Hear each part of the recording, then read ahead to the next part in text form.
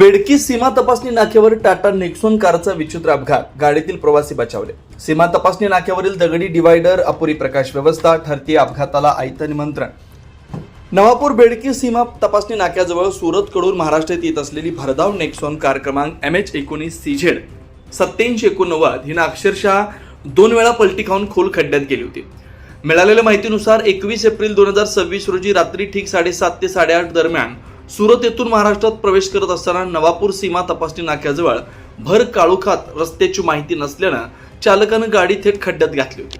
सुदैवानं चारचाकी वाहनातील बचाव ब्रेक खुलल्यानं जीवितहानी झाली नव्हती। स्थानिक रहिवाशांनी सांगितलं की अपघात इतका जोरदार होता की वाहनातील प्रवासी वाचण्याची शक्यता कमीच होती, परंतु दैव बलवत्तर म्हणून प्रवासी सुखरूप होते। टाटा नेक्सॉन गाडीत चालक, महिला, लहान बालकांचा समावेश होता। किरकोळ अपघात झाल्यानंतर नवापूर शहरातील एका खासगी रुग्णालयात उपचार घेत गाडी नवापूर सीमा तपासणी नाका बेडकीत सोडून दुसऱ्या वाहनानं गावाकडे रवाना झाल्याची माहिती मिळाली। तसेच नवापूर पोलीस ठाण्यात याबाबत विचारणा केली असता कोणतीही खबर देण्यात आली नाही। याबाबत पोलीस बीट अंमलदार हे पुढील तपास करत आहेत। दरम्यान नवापूर सीमा तपासणी नाका आता अपघात प्रवण क्षेत्र म्हणून नावारूपाला येतोय। 2 दिवस अगोदरच महाराष्ट्रातून गुजरातकडे जाताना एका चारचाकी वाहनाचा अपघात झाला होता। या घटनेला 2 दिवस उलटत तोपर्यंत दुसरा भीषण अपघात झाल्यानं नवापूर सीमा तपासणी नाका अपघात प्रवण क्षेत्र घोषित तर होणार नाही असा प्रश्न उपस्थित होतो।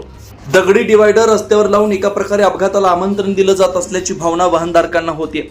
अत्यंत काळोख, अपुरी प्रकाश व्यवस्था, रस्ते सूचना फलकाचा अभाव, दिशादर्शक रेडियमचा अभाव यामुळे नवापूर सीमा तपासणी नाका इथे चारचाकी अपघातांना आयतं आमंत्रण मिळत असल्याचं एकंदरीत विविध भीषण अपघातांच्या घटनेवरून दिसून येतं।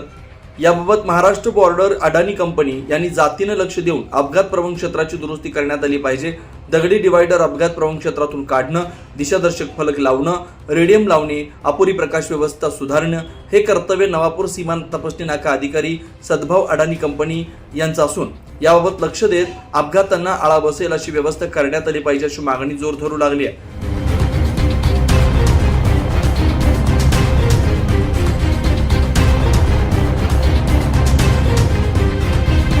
24 लाईव्ह महाराष्ट्र न्यूजसाठी पंकज आहेरे, नवापूर, नंदुरबार।